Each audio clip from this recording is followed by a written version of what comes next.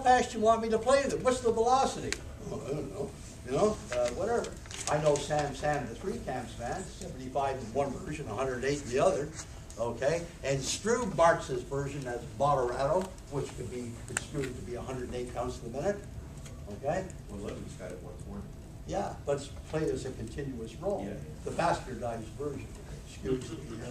Okay. Well, the one that got us into trouble. Well, the other thing that gets me about the continuous roll thing that he has, he's got his fives, which are printed with the sevens, as opposed to the written. Starting on the second 16th, what he's waiting for on the 11, he's waiting for and.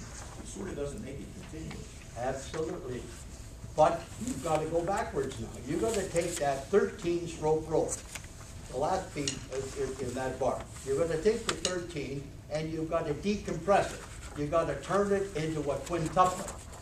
11, starting on the beat. Now you're playing this thing at two different roll velocities.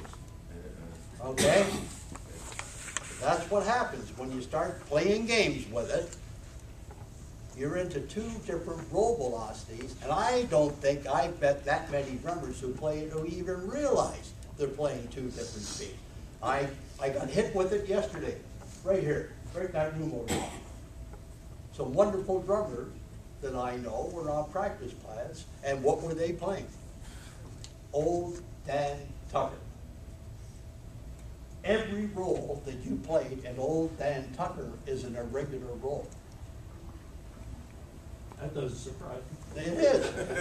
The 11 stroke roll, bum, bum, bum, bum, that is on the beat. And you guys finish it on the beat. And you started on the beat. It's a quintuplet roll. Well, sevens. The sevens are always right on. It's dump, digger, dump, digger, dump, digger, dump with a couple slashes in it, dump the rope, and that's what it is. So everything you're going to play on rope drums this afternoon, you're actually playing irregular rolls. You won't find many rolls that you're playing that are not irregular rolls. Okay? And we just never for years thought of it that way, that's all. So you've got the problem of that, okay? Where do you start the roll? Dayton played that one back there about 100 counts per minute. If you want to have, if you think you really know, I defy anybody in the room to come up here and play the first 8 bars of the 3 cams. I defy anybody in this room to come up and show me where you would start the 11 and where you would start the 10. If you ever want to stump some smart-ass drummers, take a metronome. I know Sam, the 3 camps man. No, I never heard of him. Okay, well, whatever.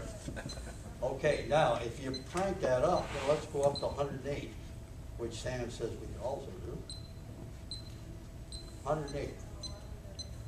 That's a little faster than a lot of guys think it is, eh? 108, oh Christ, anybody can play the 108. Bump, lump, lump, lump. If you play the 11 and the 10, and you started 1/16th note before the downbeat, go home and practice. And if I was there with the old clipboard with the tick system, see how. Are you advocating to start on the 16th before the 4th beat? I'm not. No. The conclusion of this. Tell me the way you want to play it. I'm more than happy to play it with you. Okay. So we've got these issues. So if you go to the scores in the back, it pretty well sums it up in musical notation. And I don't want to bother you with a lot of things, but it's important that you look at these scores. And I'll explain them to you. The very first one is the 3 camps traditional. All rolls are played in simple time. Okay? The roll velocity in the 3 camps in this version in simple time does not change. There's no changes as you go through. The roll velocity is constant.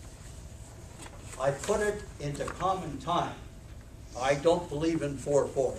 I've never heard a rudimental drummer that understood the difference between common time and 4/4 time. And so we just don't write in 4/4 because nobody plays in simple time, simple quadruple time. Nobody plays strong, weak, medium, weak. Strong, weak, medium, weak. That 4/4 pulse is not interjected anywhere that I can find in groove metal drumming. 2/4, strong, weak, yeah, no problem. Common time, boom, 4 beats of the bar. And I think a lot of us in the early days used to break 4/4. It saved us writing half of the bar lines, you know. So that's the reason it was done. But if you think of 4/4, simple quadruple time, okay, think of the pulsations and think of that strong, weak, medium, weak. The only idiom rudimentally that uses are Scottish pipe bands. They still use that. They think that way, okay? So that's the version here. Tempo to marcia at the end is 7 beats, okay? Some of the tempo to marcia, or the roll, as the American authors call it, were written with 5-beat rolls, some with 7s, okay? So we stuck our head and said, okay, we'll take 7, okay? The ending, this is what Stroob did. The only difference, basically, between Stroob and Potter is Stroob introduces ta-ta-ta-tum-sa-dum at the end. Potter, bump, rump, rump. That's his ending. That's the only difference. Potter will throw you a loop when you read what I've got in here, because he said the second and third camp shall be beat twice over. Okay, Sam, what do you mean when you said that? You got a repeat sign and also beat twice over. I've got a CD at home. It's done at Fort Jordan in Toronto. And believe me, religion, Potter, don't. That's it, boy, that's cut in stone. They play what they think is the Sam Potter version, which lines up with the Sam Potter fight part. And it's so damn long, you'll go to sleep listening to it, because they play the repeats and everything twice over. So subtract that out of it, and basically you've got Potter and you've got Stroob there. Okay, let's look at the next score. The 3 camps, traditional. Okay, all 5-stroke rolls are played in simple time with 16 pulsations. Okay, 16 no pulsations. The 10 and the 11 strokes are played in simple time as irregular or tuplet rolls. Okay? The reason for that is when you go home, if you read this, you'll say all of those authors, none of them until you get up into the 50s or the 60s, all of the 10s and 11s start on the beat. So you get this bump, zump, jump, yump. In order to do that, you've got to convert it. Okay? You've got an increased roll velocity. You're playing an 11-stroke roll in the space of the 9. Or your velocity's changed, okay? So that's it. So that's that score, okay? And we got one more score in here. Bulls have got mad at me when I told them what to do with that score. He said, you can't say that. I said, just put it on the computer also. It's the 1 in 12/8 time, okay? And we call it a non-traditional version because I defy you to find me any approval authority by the American military that says you would play the 3 camps with a 3 filling in 12/8 time. Officially, it doesn't exist. It just simply doesn't exist. Nothing wrong. Well, let's play it this afternoon. We'll play it 3 different ways if you want. But here's my conclusion with all of this, and Nathan's going to demonstrate, and I want you to please ask questions, because I know you've got questions. You don't want to, this is crazy. Like, I wish he hadn't showed up. You know, I knew more about the 3 camps before he got here. Anyway, here's the conclusion, and if you read the last page, it's very important what we say here, and it really is. I'm sick and tired of arguing with people about how you should play this. I've drawn my line in the sand. I'll play you Stroob or I'll play you Potter. Excuse me, I'm going to start them 1/16th note before the downbeat. I'm going to play them with 16th note pulsations, because what's an 11? It's a 9-stroke roll and the downbeat preceded by 2 30-second notes. That's all it is, okay? But what I say here is this. We can be here for 4 days. and we will not be able to leave this room concluding that is the official version of the three camps. In the mind of the modern drummer, that version does not exist. So here's my message, and I use this quite often with people. Wherever you go in the world, now don't get yourself domestically quarantined. You know what I mean by that? Don't say, oh, this is the way I play it in my state or my province or this or that. Stop it. The world has changed. We live in a global society, which has just been proven. You watch the Masters like I did. A South African wins it, 2 Aussies are second and third. Your favorite game in the pool room, 9-ball. Who's winning all the championships? Bunch of guys from over in East Asia. Okay? Hockey, hard game. Okay? At one time, 80% of the players in the National Hockey League were Canadian, 10% were American, coming out of your American colleges. Your American percentage is higher now. Ours is lower. Now we got Russians, Czechs, Swedes.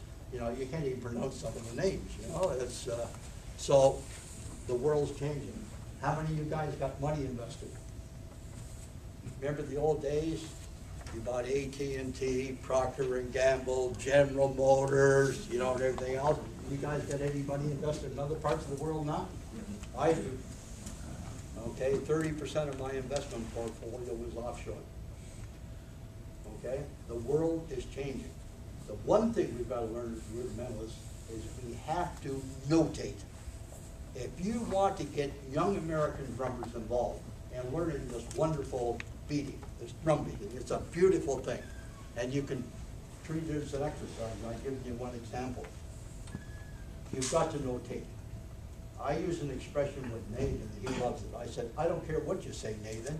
If you're living in Tokyo and I'm living in Toronto, I should be able to send you by email the score. I'll meet you in Singapore next week. No questions, we'll just play it. We don't have to talk about what does that note mean, what is this, above a 5, above a 5, or all this stuff. You don't have to do that. But the young kids coming up today, they read like hawks. And they demand accurate notation. And if you can't give it to them, they're not interested. That's it. So, if we want to sell this wonderful art form that we all love, first step is notation, notation, notation. We've got to do it. Okay. Wherever you go in the world, I can go to every table here, and I'm going to give your thoughts and your version of the three camps. I don't argue with you anymore. I'm going to simply say, okay, what's the tempo? You'll tell me. Are you playing it in simple time? Yeah. Okay. What are you doing with the 10s and the 11s? Are you playing them as tuppet rolls, or are you playing them in meter? You play the Potter ending or the Strub ending, and I'll play it with it. Whatever you tell me.